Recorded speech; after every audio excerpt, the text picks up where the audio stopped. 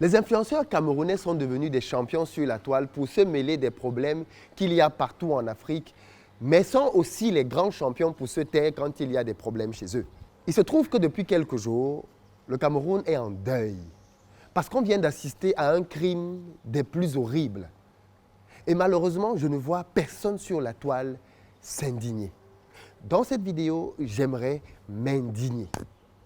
M'indigner parce que ce qui est en train de se produire au Cameroun est inacceptable. Figurez-vous qu'il y a de cela quelques jours, on a retrouvé le corps sans vie d'un animateur, d'un journaliste camerounais nommé Martinez Zogo. On a retrouvé ce corps avec des mutilations incroyables. Même dans des films d'horreur, on ne retrouve pas ce genre de choses. Le corps qu'on a retrouvé avait une langue coupée pour dire « taisez-vous ». Le corps qu'on a retrouvé avait des doigts coupés. Le corps qu'on a retrouvé avait les parties génitales coupées. Le corps qu'on a retrouvé, d'après l'autopsie, avait eu des objets enfoncés dans les parties génitales. Il a été tué après d'atroces souffrances. Mais le corps qu'on a retrouvé a été retrouvé aussi en décomposition avancée, parce qu'il avait été tué depuis plusieurs jours. Et qui était donc Martinez Zogo? Je ne le connaissais pas avant cet incident. Mais apparemment, c'était le journaliste le plus écouté au Cameroun. Martinez Zogo animait une émission matinale appelée Embouteillage. Et dans cette émission, Martinez était devenu spécialiste pour dénoncer les crimes, les fraudes et les détournements massifs. Ce qu'il y avait de particulier dans son émission, c'est qu'il nommait des personnes en disant « Monsieur tel », et parfois même c'était des hauts commis de l'État qui étaient incriminés d'après les documents qu'il avait. Il ne faisait pas simplement du bavardage, il avait des preuves en disant « telle ligne budgétaire de l'État a été ponctionnée, telle ligne budget », et on parlait de budget en milliards. Cameroun, c'est un pays dans lequel le SMIC est de 32 000 francs, moins de 50 €. Un litre d'huile coûte 1 750 francs au Cameroun. Et la population ne s'indigne pas.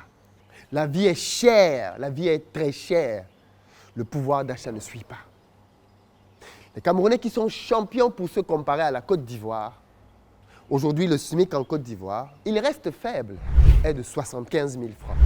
Il n'a cessé d'augmenter. Il était à 32 000 et quelques aussi. Il est passé à 60 000 et depuis peu maintenant à 75 000 francs. Les Camerounais sont champions pour venir sur les réseaux, et notamment les influenceurs camerounais, et critiquer la Côte d'Ivoire. On dirait que c'est le pays cible de toutes les attaques. Dès qu'il y a quelque chose, on critique, on critique, on critique. Quand il y a quelque chose au Sénégal, les Camerounais sont les premiers, les plus virulents pour se saisir des sujets. Alors attention, je ne me plains pas contre ça, parce que je suis d'accord pour dire qu'en réalité, nous sommes Africains, et en bonne fraternité, nous devons avoir la liberté de se dire les choses qui ne vont pas. Mais ce qui me choque, c'est le silence des mêmes Camerounais quand il se passe quelque chose chez eux.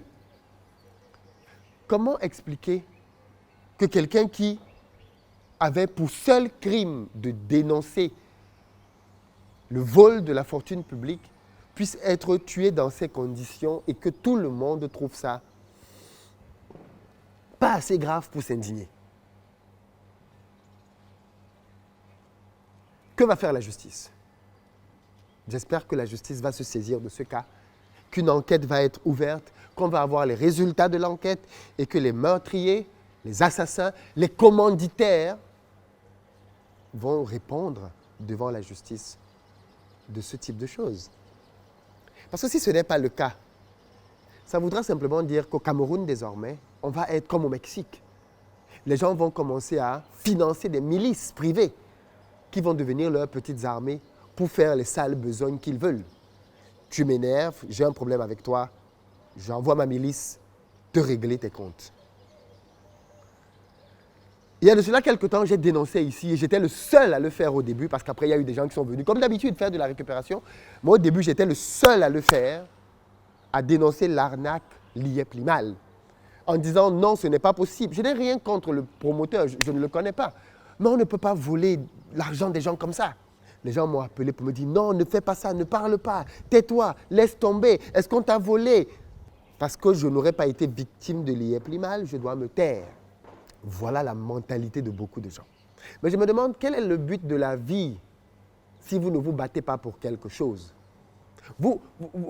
Quel est le but de votre vie si vous vous reniez parce que vous voulez avoir quelques jours de plus? Au Cameroun, rien ne marche. Tout va mal. J'ai suivi une vidéo qui m'a profondément choqué. Je vais la faire paraître prochainement. De quelqu'un qui est dans le domaine médical, un enseignant médecin qui expliquait que plus de 80% des personnes qui soutiennent au Cameroun n'ont pas fait les cours en médecine. Il expliquait, tellement choquant, que les médecins camerounais n'ont pas de niveau. Du moins ceux qui sont formés dans sa faculté publique. Rien ne marche dans ce pays. Mais on ne peut pas parler. On ne peut pas dénoncer. On ne peut pas s'indigner. Voilà un pays dans lequel le SMIC est de 32 000 francs ou 36 000 francs, je crois, 50 €. Mais la bouteille d'huile coûte 1 750 francs. Le SMIC coûte 32 000 €, 36 000 francs, je pense. Et la bouteille d'huile, l'huile dont on a besoin pour préparer, cuisiner là, l'huile de table, coûte 2,50 €. Mais le SMIC est à 50 €. Mais les gens ne disent rien. Que le peuple soit dans la peur, je peux le comprendre. Le peuple a été zombifié, le peuple se tait. Mais les leaders, les responsables, ceux qui doivent éduquer la population, où sont-ils? Est-ce que c'est normal qu'un citoyen camerounais soit tué, enlevé, simplement parce qu'il a parlé? En France, un citoyen français a giflé le président de la République. Vous vous souvenez tous de ça? Ce monsieur est en liberté, il marche au quartier, il boit sa bière. Il a giflé le président français. Il marche librement au quartier, il boit sa bière. Au Cameroun, un journaliste qui vient pour dénoncer des crimes odieux avec des preuves est assassiné. Et c'est l'omerta. On demande de se taire. On nous dit taisez-vous, laissez tomber, ça ne vous regarde pas. Mais c'est à force de penser que ça ne vous regarde pas que ça va vous arriver.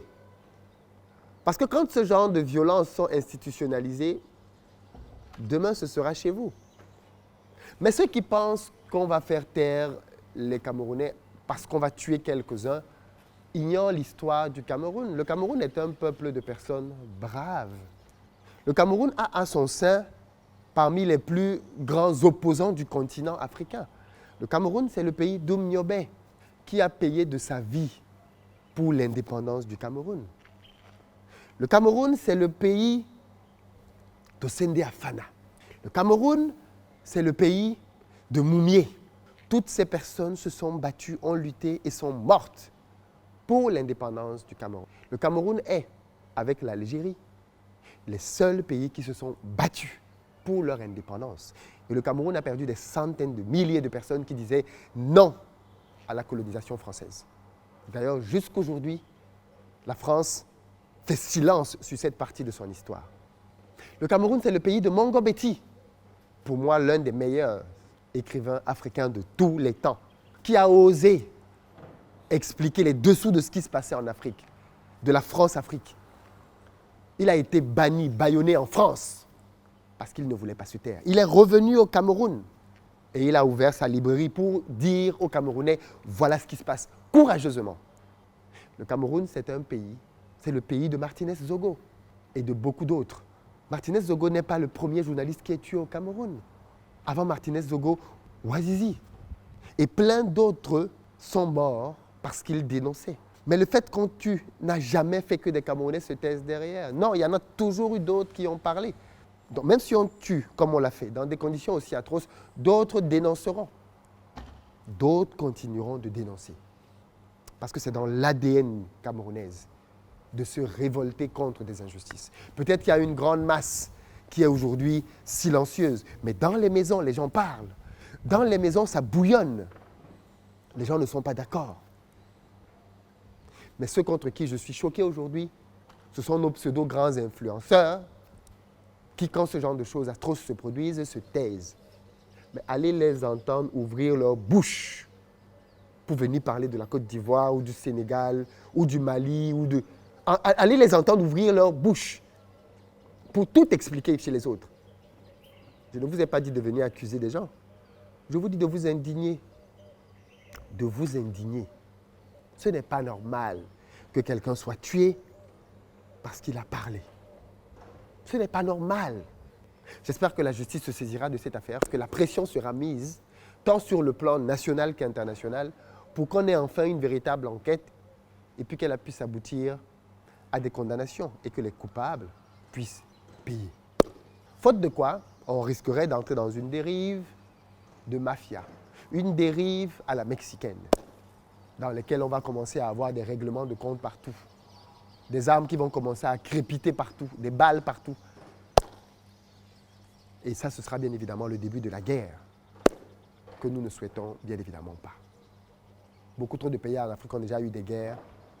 Et déjà, quand je parle même de guerre, il y a déjà eu une guerre dans ce pays, au Nozo. Il y a déjà une guerre au Cameroun en ce moment.